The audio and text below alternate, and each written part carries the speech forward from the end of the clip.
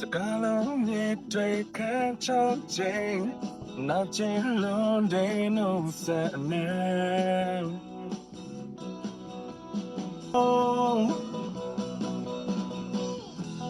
I'm not in chicken che ama a tu son giù dengue ba na le solo ni se po yeah I tell was on the ခုနကကျွန်တော်ဖွင့်ပြခဲ့တဲ့သချင်းလေးကတော့ဒါ H band ရဲ့ပြန်ခဲ့တော့သချင်းလေးပဲဖြစ်ပါတယ်ဒီနေ့ကျွန်တော်တို့ဘယ်နေ့ကြာဘရောဇူလိုင်9ရက်နေ့ကကျွန်တော်တို့ဒါ H band ရဲ့ဂီတသမားလည်းဖြစ်တယ်ဒီသမားတယောက်လည်းဖြစ်တယ်ဖြည့်ရဲ့မွေးနေ့မှာသူ့ညီနှစ်ယောက်ဖြစ်တယ်မောင်ပြီးနဲ့ကြီးဘက်ကသူ့ကိုအမှတ်တရအနေနဲ့ဒါ H band အမှတ်တရအနေနဲ့ရောလွန်ခဲ့တဲ့10စုနှစ်ကာလကတီးခဲ့တဲ့ဒီမိုသချင်းလေးတွေကိုအမှတ်တရအနေနဲ့ mini album ကျွန်တော်တို့ဒါ H band ရဲ့ YouTube channel တွေရောFacebook page တွေမှာပါနားထောင်လို့ရအောင်ဒီနေ့တင်ပေးထားတာပဲဖြစ်ပါတယ်ကျွန်တော်အနေနဲ့ကလည်း studio အနေနဲ့အမှတ်တရဖြစ်စေတာကတော့ကျွန်တော် studio စဖွင့်စဉ်ကာလကလေးက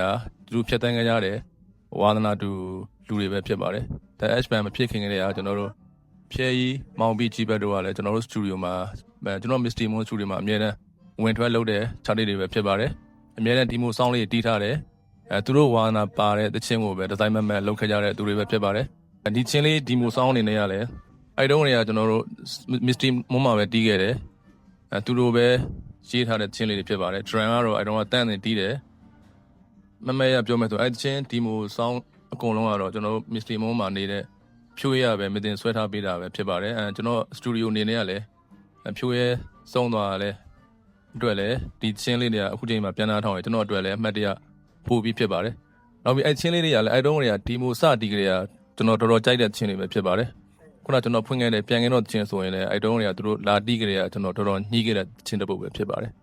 နောက်တစ်ပုဒ်ကတော့အလွမ်းကြီးချင်းဆိုတဲ့ချင်းလည်းကျွန်တော်တော်တော်ကြိုက်တဲ့ထဲမှာပါပါတယ်ဒီနေ့ကတော့အမှတ်တရအနေနဲ့ The H band အနေနဲ့ mini album လေးကဒီမိုဆောင်းအနေနဲ့ထွက်ခဲ့တာကတော့တပွားစာဆိုတဲ့ချင်းရဲ့9ရဲ့တွေ့ရအလုံး9အပြည့်ပြန်ခဲ့တော့အလွမ်းကြီးချင်းဆိုတဲ့ချင်းတွေပဲဖြစ်ပါတယ်ဖြဲကြီးလဲဆုံးသွားတာတစ်နှစ်ခွဲ2နှစ်လောက်နီးနီးတော့ရှိပြီဖြစ်ပါတယ်သူလဲ